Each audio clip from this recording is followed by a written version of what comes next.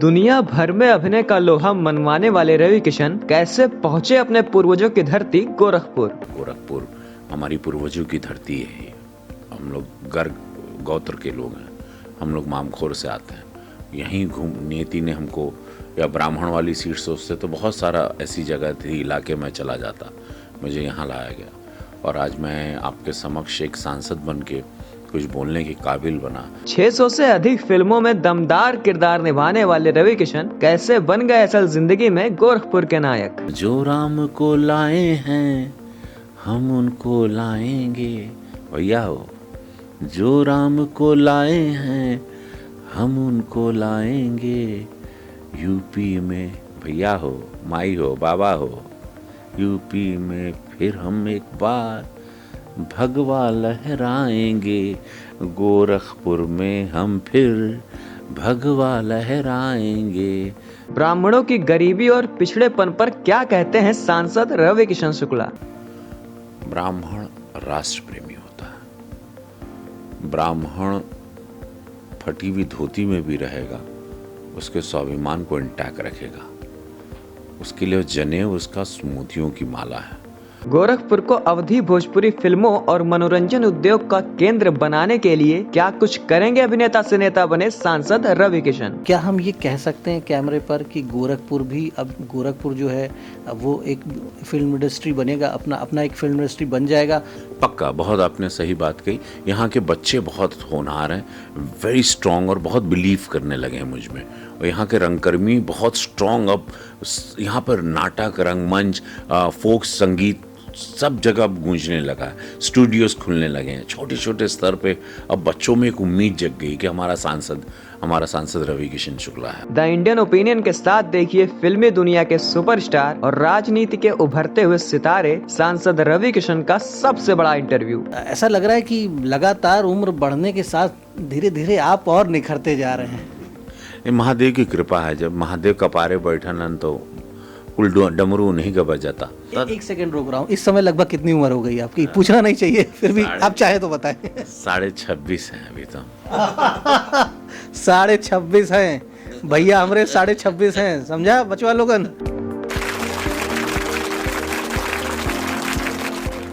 हमारे साथ जो व्यक्तित्व है उसका परिचय मुझे लगता है कि चाहे वो मोबाइल की दुनिया हो, इंटरनेट की दुनिया हो, या टीवी फिल्मों की दुनिया हो, और अब राजनीति की भी दुनिया हो, रवि किशन किसी परिचय के मोहताज नहीं हैं। रवि किशन का नाम जिस तरह से रवि सूर्य की किरणें जहाँ जहाँ तक पहुँचती हैं, उसी तरह से पूरी दुनिया में आप अपना नाम अपने अभिनय से, अपने किरदार से और राजनीति में अपनी सफलता से, बड़े बहुमत से सांसद बनने के बाद गोरखपुर में सभी दिशाओं में आपका नाम, आपकी पहचान, आपके व्यक्तित्व की चर्चा पहुँच चुकी है। गोरखपुर न सिर्फ उत्तर प्रदेश बल्कि देश का सबसे चर्चित राजनीतिक क्षेत्र है इस समय, क्योंकि उत्तर प्रदेश के चुनाव में भी गोरखपुर की चर्चा चरम पर है। रवि किशन जी, बहुत बहुत स्वागत है आपका द इंडियन ओपिनियन। अरे द इंडियन ओपिनियन आप आए। पंडित जी, आपको मैं प्रणाम करता हूँ। गोरक्षनाथ बाबा की धरती आप ही की धरती है, वहाँ पे आपका स्वागत है। धन्यवाद। Indian opinion all the way came और आप लोग आए, आप लोगों का स्वागत है। गोरखपुर के लिए भी मैं कहूँगा कि गोरखपुर के सितारे बुलंद हैं, इसलिए वो सितारा गोरखपुर की धरती पर गोरखपुर की जनता का सेवक बन के आया, जिसने अभिनय की दुनिया में अपने सितारे बुलंद किए। 650 से अधिक फिल्में कर चुके हैं, बहुत सी वेब सीरीज़ में आप बुलंदियों को छू रहे हैं। अभी मत्स्य कांड जो पूरा भारत देख रहा है, उसमें आपने अपने अभिनय का लोहा, मैं क्या कहूँ कि अपने अभिनय का लोहा मनवाया है। बार बार आप अपने अभिनय का लोहा मनवा चुके हैं। तो निसंदेह गोरखपुर की धरती जो है वो ऐसे रत्नों को जन्म देती है और ऐसे रत्नों को अपने निकट ले आती है जिनकी चमक पूरे देश में, पूरी दुनिया में फैलती है। सांसद जी कहते हुए आपको अच्छा लग रहा है, और इससे पहले जब हमारी मुलाकात हुई थी तो अभिनेता के तौर पे ही मिलते थे, लेकिन इधर चुनाव के दौरान इंडियन ओपिनियन की टीम का आना हुआ, क्योंकि अब चुनावी मौसम है और राजनीतिक खबरों का बोलबाला है। 650 फिल्में करने के बाद आपके जीवन में कोई नहीं कह सकता कि कोई कमी थी, कोई भी कोना ऐसा नहीं था जो ईश्वर ने जिसे परिपूर्ण न कर दिया हो। फिर भी राजनीति की राहों पर लोगों से वोट मांगना, लोगों के हाथ जोड़ना, गलियों में जाना, सैनिटाइज़र भी बांटा आपने कोविड के दौरान, लोगों को हर तरह से मनाना। क्या राजनीति की राहों की ज़रूरत थी रवि किशन को? बहुत सही सवाल किया। इस प्रश्न के लिए मैं आपको साधुवाद देना चाहता हूँ, क्योंकि ये प्रश्न मुझे अक्सर हर जगह पे लोग करते हैं कि इवन इंडस्ट्री के, मेरे फिल्म इंडस्ट्री के मेरे बहुत 90s में बहुत जो आज सुपरस्टार हैं, दोस्त हैं मेरे सारे, वो भी मुझे अक्सर मिलते हैं कि रवि क्यों, वाई।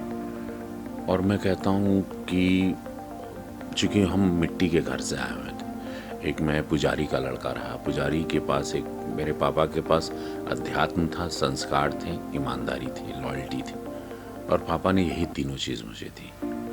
और मैं बाबू कहता था, अब वो नहीं रहे, मेरे गुरु, मेरे सब कुछ और वहाँ से मैं जब वो लड़ाई लड़ते हुए रामलीला, और लंबी लंबी कहानी है मेरी, बम्बई अब मुंबई जब हुआ तो लोग चल कर आते, मैं रेंग कर ऊपर आया। और एक बार बार एक चीज़ मुझे कचोटती थी, जब सारी दौलत, शोहरत, superstardom, comforts, best of the car, best house, जो मैं सोचता था महादेव वो मुझे सब देते रहे, जो मैंने मेहनत की और मुझे सब मिला, जो मैंने सोचा वो महादेव देते रहे। फिर एक बार सवाल ये आया कि इंग्लिश में कहावत थी, हम कहीं पढ़े थे, टाइम टू पे बैक। आपको एक समय आता है जहाँ पे आपको प्रकृति को, सिस्टम को,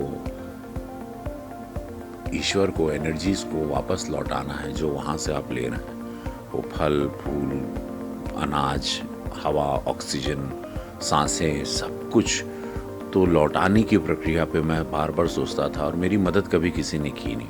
मैं I am a self made man, तो मैं हमेशा सोचता था कि कैसे होगा, ये पता नहीं था क्या सवाल ढूंढ रहा था। इतने में माननीय अमित शाह जी के यहाँ से फ़ोन आया और मुझे महाराज जी के पास भेजा गया। महाराज जी ने भी वही मेरे जैसे, वो पढ़ लेते हैं, अंतर्यामी हैं, मुझे बोले सेवा करो। और ये सब गोरक्षनाथ बाबा शिव अवतारी हैं, गोरखपुर हमारी पूर्वजों की धरती है। हम लोग गर्ग गोत्र के लोग हैं, हम लोग मामखोर से आते हैं। यहीं नियति ने हमको, या ब्राह्मण वाली सीट सोचते तो बहुत सारा ऐसी जगह थी, इलाके में चला जाता, मुझे यहाँ लाया गया। और आज मैं आपके समक्ष एक सांसद बन के कुछ बोलने के काबिल बना, तो यही था कि मेरे सारे चाहने वाले, या जितने मुझे प्रेम करते हैं, जो मुझे देख रहे हैं, यूथ जो मुझे बहुत प्यार करता है, सारा परिवार, माताएं, बहनें, सब, मैं सबको ये कहना चाहता हूँ कि नियति की चीज़ें लौटाना बहुत ज़रूरी है, क्योंकि ईश्वर कोई बिल नहीं भेजता। बिजली वाले इलेक्ट्रिक का बिल भेज देते हैं, हर आदमी होटल वाला बिल दे देता है, ईश्वर कोई अपना बिल नहीं भेजता। तो उन बिल के लिए वो चाहता है कि आप मानवता करें। जो मैं सर्विस में आया हूँ, तो मैं उस कारण अपने पूरे कंफर्ट जोन से बाहर निकल के आपके समक्ष हूँ और गोरखपुर की जनता की सेवा कर रहा हूँ। निरंतर इनकी आवाज़ें पार्लियामेंट में उठाता हूँ। मैं पिछले साल नंबर 1 पार्लियामेंट्रियन घोषित हुआ उत्तर प्रदेश से, सबसे ज़्यादा सवाल पूछने वाला मेंबर ऑफ पार्लियामेंट हूँ मैं उत्तर प्रदेश से। तो ये है, ये सब कृपा है।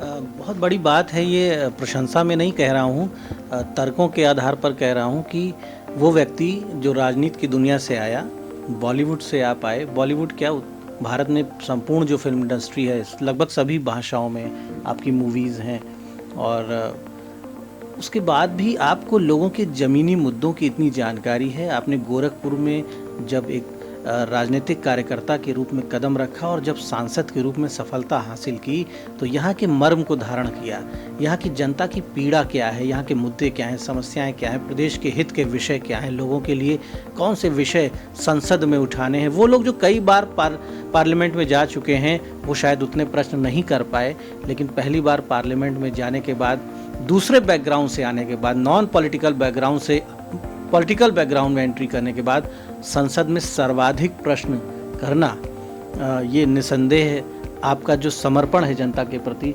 शायद उसको इंडिकेट करता है, उसका एक उसका सफल इंडिकेटर है। सांसद बनने के बाद आप माननीय भी हैं और लोगों के सपने, लोगों की आकांक्षाएं भी आपसे जुड़ गई हैं। जनप्रतिनिधि का एक बड़ा दायित्व होता है, लाखों लोग, 7 लाख से अधिक वोट आपको मिले, यानी इतने सारे लोगों ने आपको चुना। एक भाग्य विधाता का दर्जा होता है जनप्रतिनिधि का, क्योंकि 5 वर्षों तक सेवा करनी है और उनके अधूरे सपने, उनके जो आंसू हैं उन्हें भी पोंछने हैं और उन्हें भी विकास की ऊंचाइयों तक ले जाना है। तो ये सारा जो दायित्व सामने आया है, इसमें खुद को कितना सफल मान रहे हैं और सेवा किस तरह से आगे बढ़ रही है? पूज्य महाराज जी को मैं धन्यवाद कहूँगा, सादर मैं ऋणी हूँ उनका। उन्होंने अपनी इस पावन सीट पर हमको लाकर बिठाया। 25 साल से वो यहाँ के माननीय सांसद रहे और पूज्य महाराज जी यहाँ का गली गली कोना कोना, कौन गांव में कौन प्रधान बा, वो हेलीकॉप्टर से बैठ के बता देते हैं ये सड़क कहाँ जाएगी, यहाँ कौन परिवार रहता है। 25 साल वो खाली घूमे हैं। और एम्स देख रहे हैं या फर्टिलाइज़र आप यहाँ देख रहे हैं, ये सारी आंदोलन कर करके ये शुरुआत उन्होंने की। आज इसी गोरखपुर में, यही रामगढ़ झील पे जहाँ पर अभी सर्किट हाउस पे रुके हैं, यहाँ पहले हम आए थे 2003 में शूटिंग करने, तो यहाँ लाशें बहती थी, हत्याएं रोज़ होती थी, अगवा होते थे लोग, दंगे होते थे, माफिया वॉर्स होते थे, ट्राइबल गैंग्स के। वो सारी समस्याओं में आया। उसके बाद महाराज जी की कार्यशैली को देखा, मैंने उनको पढ़ना शुरू किया। पार्लियामेंट में मैं सबसे पूछने लगा कि कहाँ बैठते थे, कैसे, तो बोलते वो पार्लियामेंट में पढ़ते बहुत थे, लाइब्रेरी में। हमने लाइब्रेरी जाना शुरू किया। फिर हमारे सारे जितने भी, हम प्रधानमंत्री जी की भी ट्यूसडे को हम लोगों की क्लास लगती है, वो भी बताने लगे। मैं पूरा इन्वॉल्व हो गया। फिर देखा कि अब महाराज जी के पास पूरे प्रदेश की चिंता है, गोरखपुर इतना उन पर बारीकी से नहीं। तो यहाँ की लोकल समस्याओं को, यहाँ से सड़क, यहाँ रिंग रोड लाना, ट्रैफिक जैम्स है तो हम रिंग रोड करके आए, एयरपोर्ट का विस्तारीकरण हो यहाँ पर, या एम्स के बार बार जाके जो जो प्रोजेक्ट्स ऑन है उस पर नज़र रखना, चेक करना, कोविड काल में अनाज बांटना, बाढ़ में सब जगह जाना। चूँकि ये गोरखपुर में थोड़ा चिंता है, ये कटोरी जैसा है, यहाँ पर नेपाल पानी खोल देता तो डूब जाता है। गोरखपुर की समस्या भी, Gorakhpur is like this. But अभी हम लोगों ने सिविल लाइन, हाँ, तो अब हम लोगों ने बहुत सारे बजट पे 238 करोड़ रुपए हैदराबाद की कंपनीज के साथ, अभी हम लोग सिविर पे बहुत स्ट्रॉन्ग काम कर रहे हैं। महादेव चाहेंगे तो नेक्स्ट ईयर से प्रॉब्लम भी ऑलमोस्ट 80% सॉल्व हो जाएगा। फिर इंसेफ्लाइटिस की महाराज जी ने उसको पूरा ख़त्म किया, तो अब उस पर सबको स्प्रेज या मेडिसिन पहुंच रही हैं, गांव-गांव को स्प्रेज हो रहे हैं कि नहीं। डीएम सबके साथ बैठ के, कमिश्नर साहब के साथ, एसएसपी के साथ लगातार फ़ोन पर बातें, मीटिंग्स, जूम मीटिंग, कोविड के दौरान भी वैक्सीन के लिए अवेयरनेस सबको दिलाना, वीडियोस बना बना के सबको भेजना, कार्यक्रम करना। अभी सांसद निधि का कल हमारा एक बड़ा कार्यक्रम है जो मैंने अपने सांसद निधि से काम किया, कल उसका हम लोकार्पण कर रहे हैं गोरखपुर क्लब में सुबह में। सो ये सारी चीज़ें, और उसके बाद फिर मुझे लगा कि ओके यहाँ सब कुछ है। अब इन लोगों को, बच्चे मुझे देखने लगे। जब मैंने देखा यहाँ का रंगमंच जाना, रंगकर्मियों के बारे में, तो बड़ा पिछड़ा हुआ था। आकाशवाणी, दूरदर्शन, अब यहाँ दूरदर्शन में भोजपुरी शुरू करवा दिए, वो चिट्ठी लिख के दिए, अनुराग सिंह ठाकुर जी ने उस पर किया, पहल की, और अब भोजपुरी भी आ गया उस पर। ये भाषा की भी एक लड़ाई थी हमारी। फिर रंगकर्मियों को मैं ट्रेंड करने लगा, बच्चे 300 बच्चे ट्रेंड किए। यहाँ मैं फिल्मों की शूटिंग शुरू कर दिया, तो एक नई चीज़, एक नया रोज़गार आ गया। अभी हमने चौरी चौरा पे एक फिल्म बनाई, 50 दिन यहाँ शूटिंग की। हम भगवान अहीर का रोल किए, बिकॉज हमारे पूर्वांचल के हीरो को इतिहास में कभी दिखाया नहीं गया जानबूझ के। हम लोगों को एक्चुअली बहुत गलत इतिहास पढ़ाया गया। हम लोगों को औरंगजेब, बाबर और अकबर ही पढ़ाया गया। हम लोगों के साथ बड़ा अन्याय हुआ इस देश में। खैर, तो एक वो है, अब उसको कैसे चेंज करें। प्रधानमंत्री जी यही चाहते थे, मुख्यमंत्री जी भी यही चाहते थे। चौरी चौरा एक मूवमेंट को, लोगों ने जो इसको कांड कहा था, हम उसको प्रतिकार का रूप है उसका, उस पर एक फिल्म बनाए। अब हीरोज़ पे फिल्म बनाना है। तो ये सारी चीज़ें दोबारा यशस्वी प्रधानमंत्री मोदी जी को कोटि कोटि नमन और धन्यवाद कि एक नया भारत, नई कल्पना, एक राममय भारत, एक राम राज्य की जो सोच उनकी रही, उसी पथ पर योगी जी भी चले, महाराज जी भी चले, उसी पथ पर हम सारे कार्यकर्ता भी चलने लगे। तो एक है कि अब मैं यहाँ पे भोजपुरी का गढ़ बना रहा हूँ। मैं यहाँ स्टूडियो बनाना चाहता हूँ। मैं यहाँ सारे सेटअप्स में बच्चे ट्रेन कर रहा हूँ, एडिटर ट्रेन कर रहा हूँ। तो महाराज जी एक बहुत बड़ा मैसिव सा मदर फिल्म सिटी बना रहे हैं जेवर में, जिससे लाखों लोगों को रोज़गार मिलेगा। उस पर 10,000 एकड़ ज़मीन एक्वायर भी हो चुकी है। It's a huge thing, huge, बहुत मैसिव है। तो मैंने कहा महाराज जी से, मैंने बात भी की, मतलब महाराज जी मुझे भोजपुरी के लिए कुछ करना है, महाराज जी वहाँ हो जाए। भोजपुरी इंडस्ट्री चूँकि हमारा ईस्टर्न बेल्ट का गढ़ है गोरखपुर, और यहाँ बहुत कलाकार हैं, बनारस से भी आते हैं। शूटिंग्स यहाँ पर भी बहुत हो रही, वो शुरू हमने कर दी शूटिंग। अब 5 इस वक्त हम आपसे भोजपुरी के लिए एक फिल्म सिटी का एक स्मॉल या medium size film city Gorakhpur, चूँकि पूर्वांचल का सेंटर है गोरखपुर, आसपास की यूथ की अच्छी खासी जनसंख्या है, तो गोरखपुर में भी आप देखते हैं कि युवाओं को अगर मंच गोरखपुर में दिया जाए और बाद में फिर वो नोएडा के बड़े मंच का भी सदुपयोग करें, जेवर में जो फिल्म सिटी वेरी बन रही ट्रू, है। बहुत यही सोच है हमारी कि यहाँ बच्चे ट्रेन तो हो जाएं, यहाँ के बच्चे यहाँ काम कर लें, वहाँ पर तो पूरे इंडिया की इंडस्ट्री आएगी काम करने के लिए। तमिल, तेलुगु, कन्नड़ा, मैं सारी भाषाओं में काम करता हूँ और वो हिंदी भी आएगी, मराठी भी आएगी।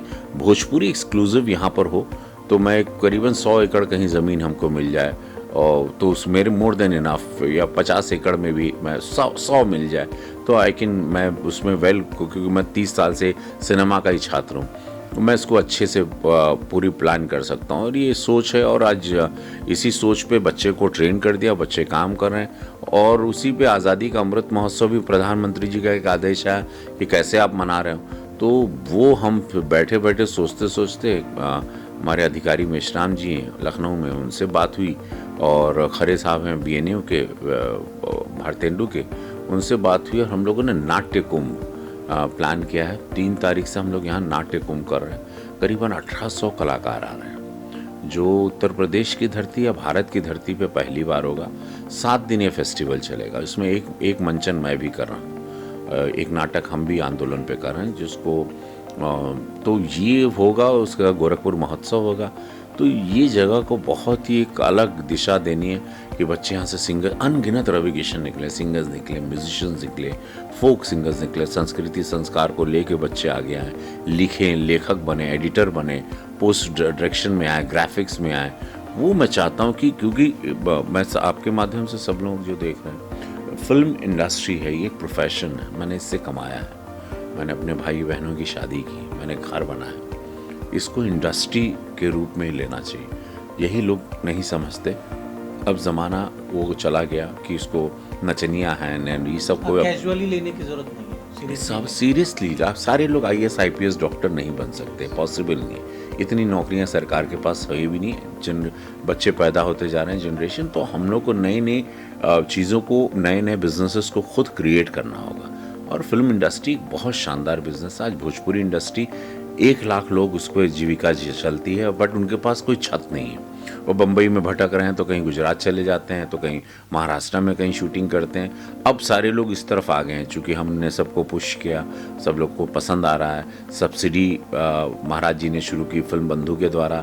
अभी हम लोग 28 तारीख को कुछ 47 फिल्मों को सब्सिडी दे रहे हैं। ऑलमोस्ट 35 करोड़ एंड अबाउ पैसा बट रहा है। उसमें हिंदी फिल्में भी हैं, भोजपुरी फिल्म भी है, मेरे प्रोडक्शन की भी एक फिल्म है। सो ये सारी चीज़ें हम लोग 3 दिन फेस्टिवल अब बनारस में कर रहे हैं। 27, 28, 29 को बनारस में मैसिव फेस्टिवल रेड कार्पेट होगा, उसमें मैं भी रहूँगा, मैं परफॉर्म भी कर रहा हूँ उसमें। तो ये सारी चीज़ें ये इंडस्ट्री को पूरी तरह कि भाई हिंदी भाषी बेल्ट है, हम लोग सारे सिनमची लोग हैं, सारी कहानियाँ यहीं से जुड़ी हैं। तो ये कहानी जब हिंदी बेल्ट की हो तो हिंदी हार्टलैंड पे शूटिंग होनी चाहिए और यहाँ के कलाकारों को और यहाँ के टेक्नीशियंस को ही काम मिलना चाहिए। उनको रोज़ तो बम्बई जाने की, इतने महंगे शहर में उनको ज़रूरत नहीं पड़े। दिल्ली, बम्बई बहुत परिवार के साथ भी रहेंगे, कमाएंगे, खाएंगे, रोज़ रात घर चले जाएंगे।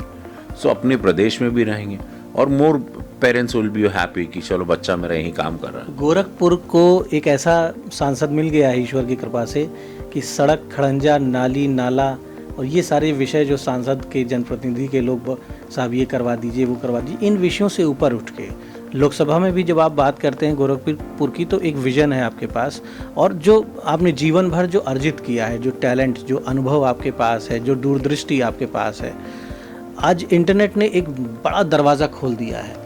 आज इतनी वेब सीरीज़ आ रही हैं, आपकी भी बहुत सी चर्चित वेब सीरीज़, अभी मत्स्य कांड की धूम मची हुई है पूरे भारत में। तो क्या हम ये कह सकते हैं कैमरे पर कि गोरखपुर भी, अब गोरखपुर जो है वो एक फिल्म इंडस्ट्री बनेगा, अपना एक फिल्म इंडस्ट्री बन जाएगा और जो 150 एकड़ ज़मीन आप ढूंढने की बात कर रहे हैं कि मिल जाए, तो हम ये कह सकते हैं कि वो जब आप चाहेंगे, जब आप डिटरमिन्ड होंगे तो मिल ही जाएगी और आप कर ही डालेंगे। पक्का, बहुत आपने सही बात कही। यहाँ के बच्चे बहुत होनहार हैं, वेरी स्ट्रॉन्ग और बहुत बिलीव करने लगे हैं मुझ में। और यहाँ के रंगकर्मी बहुत स्ट्रॉन्ग, अब यहाँ पर नाटक, रंगमंच, फोक संगीत सब जगह अब गूंजने लगा है, स्टूडियोज खुलने लगे हैं छोटे छोटे स्तर पे। अब बच्चों में एक उम्मीद जग गई कि हमारा सांसद रवि किशन शुक्ला है, हमारा सांसद रवि किशन शुक्ला है, विल डू इट, भैया will do it for us, is there, हाँ ये हमारी आवाज़ है। वो फेथ उनमें मुझे देख के आ गया, मेरी लड़ाई को देख के, मेरी फाइट को देख के कि अगर ये बन सकते हैं तो हम लोग भी बन सकते हैं। और मैं वही कहता हूँ। तो ये एक उम्मीद जग गई है। और एक बहुत अच्छी बात है कि यहाँ पर अब यहाँ से एक से कलाकार निकले हैं, यहाँ से एक योद्धा निकले हैं, सिनेमा जगत में जाके आज जो बड़ा नाम किए हुए हैं। ये माटी बहुत कमाल की मिट्टी है हम लोगों की, पूर्वांचल की। तो मैं चाहूँगा कि यहाँ के बच्चे और आएँ। अब कमिंग जनरेशन को तो आना है, रूल करना है। हमारी बात की जनरेशन को हम लोग को खुद ट्रेन करना होगा। तो एक देश ये एक संचालित रूप से चलेगा, हमारा देश एक उपज देता रहेगा हर तरीके से। और इसी को राम राज्य कहते हैं, इसी को पॉजिटिव थिंकिंग कहते हैं। और यही मैं अपने लीडरों से सीखा हूँ और यही मैं धन्यवाद दूंगा। मैं मोदी जी से बहुत प्रभावित हूँ, मैं योगी जी, अमित शाह जैसे इन लोगों से मैं बहुत लर्न करता हूँ कि 18-20 घंटे लोग काम करते हैं, देश के बारे में सोचते हैं। नहीं तो यही यंत्र संसाधन और सारे तंत्र के साथ पिछली सरकार भी थी, मेडिकल कॉलेजेस नहीं थे। मैं खाली यही जानना चाहता था क्यों मेडिकल कॉलेज कभी नहीं बने, क्यों एजुकेशनल हब क्यों नहीं रहा यहाँ पर, क्यों अगर कुछ हो जाता था तो सबको दिल्ली लेके भागना पड़ता, क्यों यहाँ पर कभी किसी ने एयरपोर्ट का विस्तारीकरण नहीं सोचा, क्यों सड़कें लोगों ने नहीं सोची, क्यों मेट्रोज़ के बारे में डिटेल में और दिल से नहीं सोच के उसको एक्टिव नहीं किया हर जगह पर, क्यों रोज़गार, क्यों फर्टिलाइज़र और चीनी कारखाने क्यों बेचते थे लोग, तो मुझे दंगा क्यों करवाते थे, हर तीसरे दिन यहाँ दंगा क्यों होता था, क्यों हत्याएं और अपहरण होता था, क्यों लोग कब्जा कर लेते थे, छिनैती डकैती क्यों होती थी, ज़मीन पर सब माफिया क्यों कब्जा, क्यों माफिया लोगों ने अपने अपने जिले बांट लिए थे। तो ये मेरे पास बहुत सारे क्यों हैं।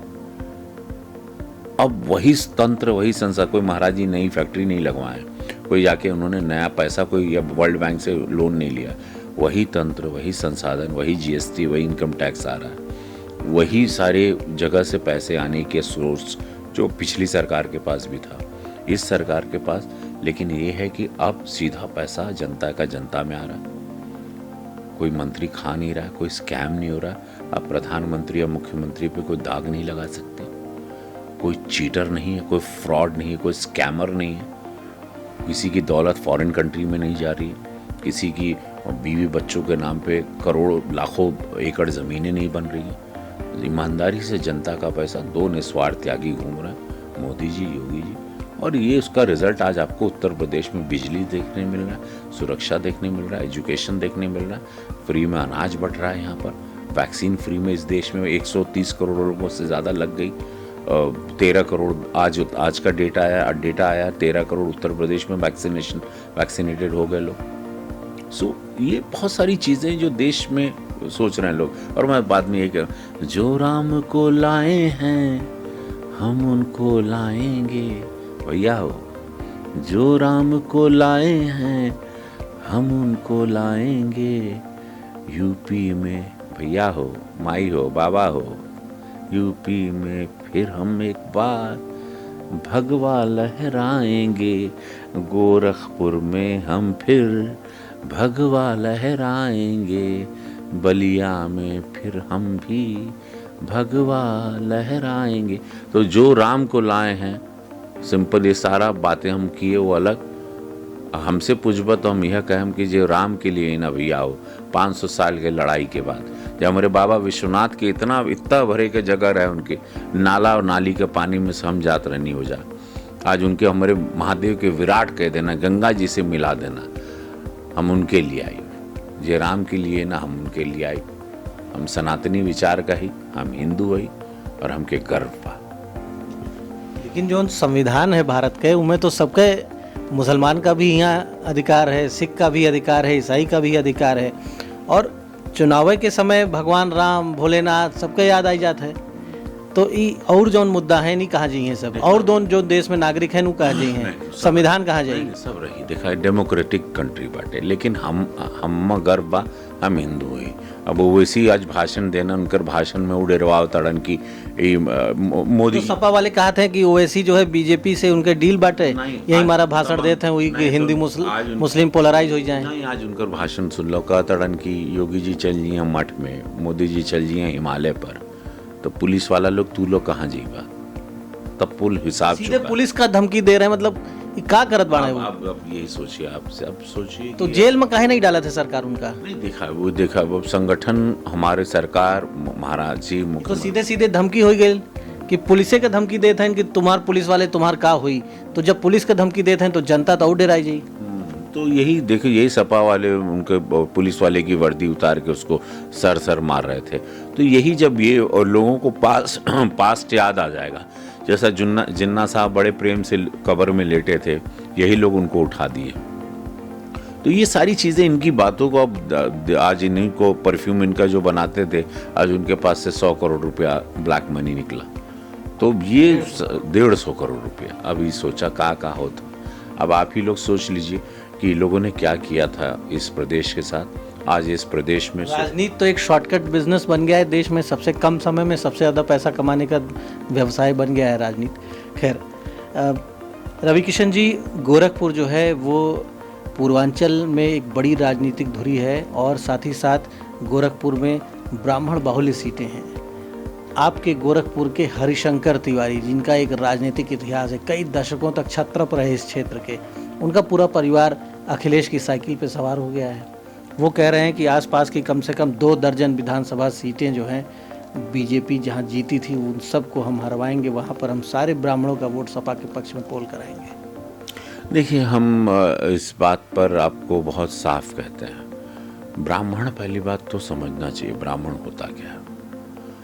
ब्राह्मण राष्ट्र प्रेमी होता है। ब्राह्मण फटी हुई धोती में भी रहेगा, उसके स्वाभिमान को इंटैक्ट रखेगा। उसके लिए जनेऊ उसका मोतियों की माला है। ब्राह्मण जो राम को प्रेम करेगा, सनातनी विचार को प्रेम करेगा, सनातनी चीज़ों की सुरक्षा करेगा, ब्राह्मण उसके साथ रहेगा। ब्राह्मण सत्य बोलने वालों के साथ रहेगा। ब्राह्मण को झूठ लाग लपेट पसंद नहीं, ये ब्राह्मणत्व की पहचान है। और ब्राह्मण भूखा भी रह जाता है, लेकिन अगर देश की बात आती है, राष्ट्र की बात आती है, धर्म की रक्षा की बात आती है, वहाँ ब्राह्मण खड़ा हो जाता है। और इस वक्त जो हमको पता है, हम बाकी किसी के बारे में बोलना नहीं चाहते सारे लोग, क्योंकि वो एक कंट्रोवर्शियल शब्द हो जाता है, फिर मेरे बोलने पे हमेशा चीज़ें वायरल होती हैं, इसीलिए मैं कम अवॉइड करता हूँ। मैं बस यही कहूँगा कि आप देख लीजिएगा, सारे ब्राह्मण एक साथ मिलकर मोदी योगी की डबल इंजन की सरकार को वोट करेंगे, क्योंकि उनको पता है कि हमारी बेटी सुरक्षित है, हमारा धर्म सुरक्षित है, हमारी ज़मीन सुरक्षित है, हमारे विचार सुरक्षित हैं, ये भारत सुरक्षित है, तिरंगा सुरक्षित है। मोदी जी की सारी बातों को, वचनों को ब्राह्मण बड़े बारीकी से देख रहा था, और जैसे जैसे वो एक एक वचनों को पूरा करते हैं, ब्राह्मण बड़ा प्रफुल्लित हुआ, बहुत खुश हुआ। ब्राह्मण दूसरों को खुश देख के खुश होता है, वो ब्राह्मण होता है। ब्राह्मण दया का नाम है, ब्राह्मण अध्यात्म का नाम है, ब्राह्मण संस्कार का नाम है। ब्राह्मण देता है, ब्राह्मण लेता नहीं। तो ये सारी चीज़ों की बातें पूरा विश्व जानता है कि ब्राह्मण क्या है। तो हमको नहीं लगता कि, मुझे पूरा यकीन है, मैं कोई ठेकेदार नहीं हूँ ब्राह्मणों का, लेकिन मैं एक उस वंश का हूँ, तो मुझे बोलने का अधिकार भी है कि ब्राह्मण पूरी तरह से भारतीय जनता पार्टी के साथ है। आपने बड़ी प्रभावशाली परिभाषा ब्राह्मणों की बताई, और निसंदेह जो आपने बात बताई, लगभग स्थितियां वैसे ही हैं। ब्राह्मणों को माना जाता है कि देश, धर्म, समाज सबके हित में वो अपना हित देखते हैं। लेकिन आज ब्राह्मणों की स्थिति ये है, और जिस फटी हुई धोती वाले ब्राह्मण का आप चित्रण कर रहे हैं, अधिकांश ब्राह्मणों की दशा वही है।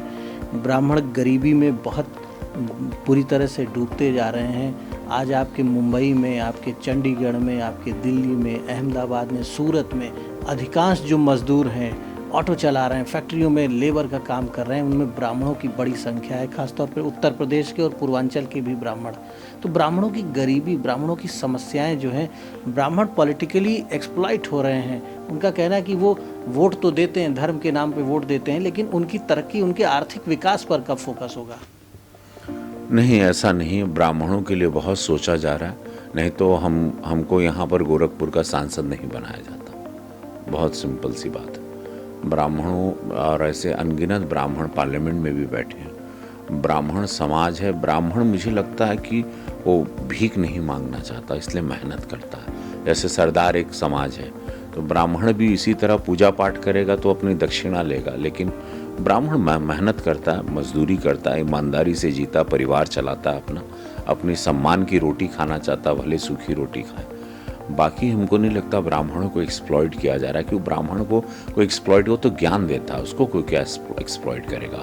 उसने तो रचना रची, अनगिनत रचनाओं को रचा है, पुराणों से लेके वेदों, उस काल से लेके द्वापर युग, त्रेता युग से लेके कलयुग तक। वो ब्राह्मण तो रचयिता है बहुत सारी चीज़ों का, तो उसको नहीं लगता कि कोई एक्सपर्ट स्वयं वो अपने प्रेम में, आपके प्रेम में वो लुटाना पसंद करता। अगर आप उसको प्रेम से सम्मान दे दो, आप पा लगी गुरु, खाली इतना करो, ब्राह्मण वहीं उलट जाता है।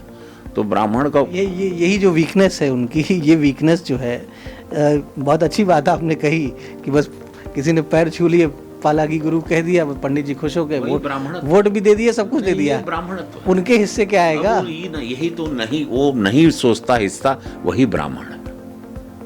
ये बात देखे ना, मैजिक है। वो नहीं कुछ सब सोचता और नहीं मांगता, वही ब्राह्मण है। यही विचार ब्राह्मण, यही विचार ब्राह्मण। रवि किशन जी बातों में भी बड़े सिद्धस्थ हैं और सिर्फ कलाकार नहीं हैं, ये कुशल वक्ता हैं, बड़े अच्छे वक्ता हैं, शब्दों का अपार भंडार है इनके पास और भाषा पर अच्छा नियंत्रण है। जैसा चाहेंगे वैसा, किसी भी चर्चा को जिस तरफ चाहेंगे, इतने सक्षम है भाषा के मामले में कि वो चर्चा उस तरफ जाएगी। अखिलेश यादव से भी आपके अच्छे संबंध थे और लोग कहते हैं अभी भी भाई दोस्ती तो होती है, राजनीति की धारा भले ही अलग अलग हो। अखिलेश यादव बड़े कॉन्फिडेंस के साथ आगे बढ़ रहे हैं और दावा कर रहे हैं, कहा जा रहा है कि उनके यहाँ तो मंत्रालय भी, पार्टी में चर्चा हो रही कि मंत्रालय भी, कौन कौन सा मंत्रालय संभालेगा। कॉन्फिडेंस का लेवल ये है, ही इज़ ऑल श्योर कि he is going to become CM again. और देखिए, उनकी भीड़ हमने 2014 में भी देखी थी, 2017 में भी देखी थी, 2019 में थी। उनकी भीड़ उनको देखने आती इसलिए कि हमारे लीडर में ग्रोथ हुई कि नहीं। जैसे राहुल गांधी जी को भी देखने आते हैं, तो उनको देखने आती है और उसके बाद वो लोग, ये हमको मैजिक समझ में नहीं आता, भीड़ आती है उनको देखने, वोट सब मोदी जी को देते हैं, योगी जी को देते हैं। ये एक अजीब सा मैजिक है जो इन लोगों को वर्क करना चाहिए उस पर, कि आते हैं भीड़ उनको देखने के लिए, फिर याद आता है कि शौचालय तो मोदी देलन हो, चूल्हा तो मोदी देलन, 6,000 रुपया किसान खाता में मोदी का आवता, 5 लाख रुपया इलाज खातिर मिला था, 35 किलो अनाज भेटा था 18 महीना से। हो सड़किया बन गई हमरे घर, बिजली 22 घंटा 20 घंटा, केहू कब्जा केहू गुंडा नहीं आवता, केरवा में हमरे मकान दे देलन हम के हो, हमरे हमार पक्का मकान बा हो। अभी तो 2024 में पानी खोलब नल पिए का पानी मिली, वो मोदी देता रन। तो इतना कुल सब भैया हो, हमने लोगन का सपना पूरा हो गया। नहीं तो गांव देहात 80% इस देश में कीड़े मकोड़े की तरह देखा जाता था। ग्रामीण लोगों को, उनको लगता था मरेगा इंसेफ्लाइटिस से, मलेरिया से, बीमारी से मरने दो, कौन है ये लोग, कौन जात है। किसान आत्महत्या अनगिनत करता था। अब वो बहुत एक इतिहास खोलेंगे तो बहुत लंबा होगा। हम लोग एक कीड़े मकोड़े थे सिस्टम के पहले, यही ग्रामीण लोग, हम लोग तो जमीन से उपज है ना। आज देखिए, आज वही ग्रामीण को बम हो गया। प्रधानमंत्री घूम रहे हैं यहाँ पे, भाई गोरखपुर अब आए थे, का हाल बा, हर हर महादेव, हर जगह जीवित हो गया है, सेना जीवित हो गई है। दिवाली वहां जाके फौज के साथ मना रहे, जीवित हो गए। हमारे पास we are upgraded now today. आज चाइना हमसे डरता है, पाकिस्तान की औकात नहीं है। आज एक देश है कि पूरा विश्व देख रहा है कि ये सुपर पावर 2040-2045 तक नहीं बन गया तो आप देखिएगा। और ये 300 के ऊपर सीट नहीं आई तो वो भी आप देख लीजिएगा। और मुख्यमंत्री दोबारा योगी महाराज जी बनेंगे, ये भी देख लीजिएगा। 300 पार भारतीय जनता पार्टी की डबल इंजन की सरकार आएगी इस बार, ये आप देख लीजिएगा। हर व्यक्ति 10 में से 7 आदमी भारतीय जनता पार्टी को वोट करना। ये सर्वे जो हमारे को एक रिपोर्ट आई है बहुत डिटेलिंग की, 10 में से 7 आदमी भारतीय जनता पार्टी को वोट दे रहा। ये लिखित है, 300 पार है, वो 350 हो जाए, 325 हो जाए, 332 हो जाए, बट इस 300 क्रॉस डेफिनेट। बड़े आत्मबल के साथ एक राजनीतिक भविष्यवाणी भी आपने की है, 300 पार। और 300 पार पिछली बार भी थे, अच्छा रिकॉर्ड था और उस रिकॉर्ड को दोहराने की बात है। हालांकि उत्तर प्रदेश का जो पॉलिटिकल ट्रेंड रहा है, आप देखिए, मायावती को बहुमत दिया, एकदम बाहर कर दिया, फिर अखिलेश को बहुमत दिया, बिल्कुल बाहर कर दिया, फिर आपकी पार्टी को बहुमत दिया। रिजल्ट इज़ अवेटेड, वोट पड़ने हैं, उसके बाद रिजल्ट सामने आएगा। खैर, सियासत में आपका भी कॉन्फिडेंस लेवल बहुत हाई दिख रहा है और जाहिर सी बात है कि तमाम फीडबैक स्रोतों से आपको मिलते होंगे, जिसके आधार पर आपकी एक वेब सीरीज़ अभी आई है मत्स्य कांड। ये मत्स्य कांड लोग खूब देख भी रहे हैं और ऐसा लग रहा है कि लगातार उम्र बढ़ने के साथ धीरे धीरे आप और निखरते जा रहे हैं। ये महादेव की कृपा है। जब महादेव कपारे बैठन तो कुल डमरू नहीं का बजाता। मैं अक्सर मुझे यहाँ सब कुछ करता था तो कितने बार मैं जाता था। एक सेकंड रोक रहा हूँ, इस समय लगभग कितनी उम्र हो गई आपकी? पूछना नहीं चाहिए, फिर भी आप चाहे तो बताएं। 26.5 है अभी तो।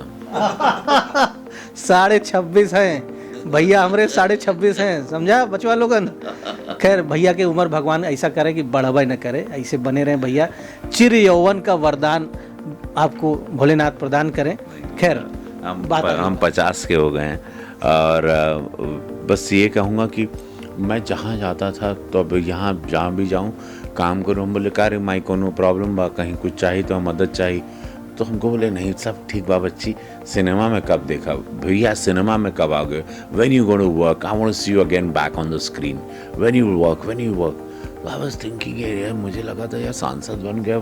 फिर हमने महाराज जी से बात बोली करना चाहिए, आप परिवार भी चलाना आपको। मेरे साथ बहुत सारा बड़ा परिवार जुड़ा हुआ और मेरा कमाई का सोर्स वही था और जितना बड़ा हाथी उतना बड़ा चारा होता है, उसका खर्चा भी उतना बड़ा होता है। मेरी लाइफस्टाइल बहुत महंगी है, हर तरीके से मेरी लाइफस्टाइल महंगी है। सो मैंने बोला ठीक है। और फिर महादेव ने एक प्रोजेक्ट भेजा मत्स्य कांड मुझे, और वो लॉकडाउन था उस वक्त, दाढ़ी मूछ लंबे बाल थे मेरे, लंबी इतनी बड़ी साधु जैसी दाढ़ी हो गई थी हमारी। उसी में हमने प्रोजेक्ट कर लिया। ऐसे ही लेदर जैकेट पहने हुए थे, सेम ऐसे ही कलर का, और वो उसमें मैं पुलिस ऑफिसर हूँ, एक ऐसा पुलिस ऑफिसर जो क्रिमिनल की तरह सोचता है, और एक कॉन मैन है जो चाल शोभराज की तरह। रवि दुबे हैं, वो भी गोरखपुर के हैं, बहुत अच्छे छोटे भाई हैं अपने, वेरी वेरी फाइन एक्टर। और वो बार बार मास्क लगाता है, 11 चेहरे उसके। सो वो कीप्स, वो डिस्गाइज में रहता है और बहुत बड़ा कॉन मैन है। और मैं उस दिल पे ले लेता हूँ कि तुझे नहीं छोड़ूंगा। और वो game catch me if you can type game शुरू होता है और वो इतना इंटरेस्टिंग लेवल पे गया कि एंड में लोग ने चीटिंग से मुझे गोली मार दी और फिर पानी से मेरा हाथ बाहर आया और वहाँ लोगों ने फ्रीज कर दिया। अब सब लोग बोल रहे हैं सेकंड कब आएगा, सेकंड। अब सेकंड हम लोग बहुत भव्य रूप से, क्योंकि इतना बड़ा हिट हो गया, प्रोडक्शन वैल्यू, अब प्रोड्यूसर्स भी चाह रहे हैं, MX प्लेयर है, फ्री डाउनलोड है इसका, पैसे नहीं लगते, तो और इसको देखा जा रहा है। तो इसको अब हम लोग इंटरनेशनली ले जाएंगे और मैं कुछ नए रूप में आऊँगा, 6 पैक वगैरह बना के, मैं स्पेशल वर्कआउट करके बॉडी वॉडी और लुक बदल करके आऊँगा सेकेंड सीजन में। एक विसल ब्लोअर है, वो भी एक अलग ही शो है, सोनी लिफ्ट पर आ, सोनी ने प्रोड्यूस किया उसको, सोनी टीवी ने। तो ये है, फिल्में भी हैं। तो एक है, अब 3-4 घंटे नींद मिल पा रही है, दोनों को बैलेंस करने में थोड़ी हालत भी ख़राब हो रही है, क्योंकि हर हफ्ते मैं यहाँ रहता हूँ, एवरी वीक, और महाराज जी भी रहते हैं यहाँ, तो मैं यहाँ रहता ही हूँ। I think you are going to be the most busiest MP of this country. एक तरफ वो ड्यूटीज़ हैं जो एक पार्लियामेंटेरियन के नाते, एक सांसद के नाते, फिर एक एक्टर के नाते, और वो एक्टर जो भारत की संपूर्ण फिल्म इंडस्ट्री में काम कर रहा हो, इतनी भाषाओं में, हर भाषा की फिल्म इंडस्ट्री के लिए साउथ की फिल्म इंडस्ट्री में थोड़ा अलग बॉडी लैंग्वेज भी देना होता है मुझे। वहाँ पर ये हिंदी भाषा और भोजपुरी भाषा की तरह वहाँ पर तो इतने किरदार हैं आपके। कितने किरदार होंगे? मुझे लग रहा है 1 दर्जन। मेरे शरीर में मुझे लगता है 700-800 लोग रह रहे हैं, और वो लोग मुझे थोड़े थोड़े दिन बाद परेशान करते हैं, वो निकलना चाहते हैं, फिर उन लोग निकलते हैं तो फिर मैं शांत होता हूँ। तो क्योंकि इतने, जैसा मैं आपको देख रहा हूँ, जैसे त्रिपाठी बैठे हैं अपने वाजपेयी जी, ये तो ऐसे लोग मुझे ना बहुत इंटरेस्टिंग, ये लोग मेरे कहीं फ्लॉपी में बैठ जाते हैं अननोइंगली, नोइंगली।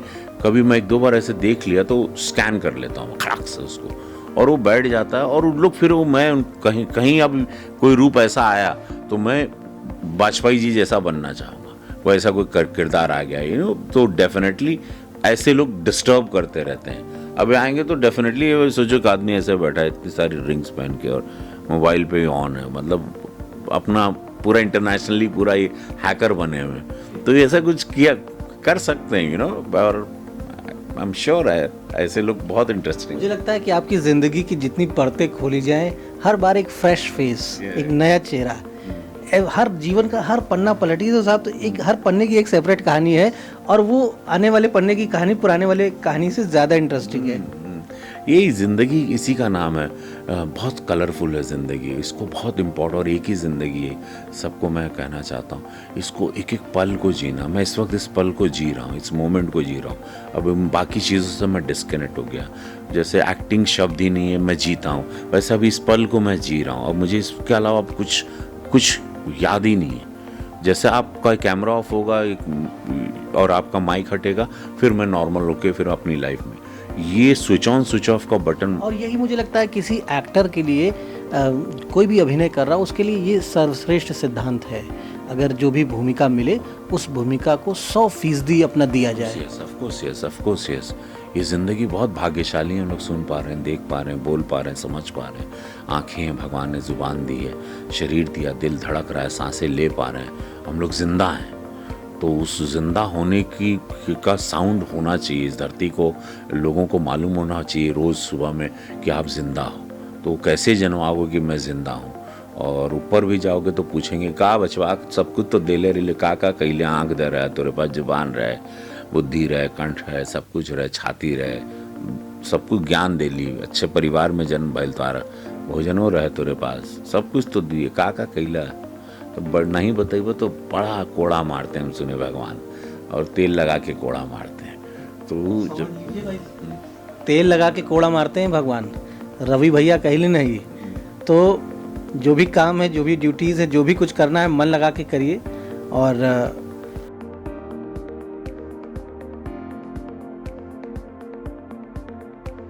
आ रही है, मतदाताओं को एक अच्छा फैसला लेना है उत्तर प्रदेश के हित में, उत्तर प्रदेश का भाग्य संवरे, कुछ इस तरह का फैसला लेना है।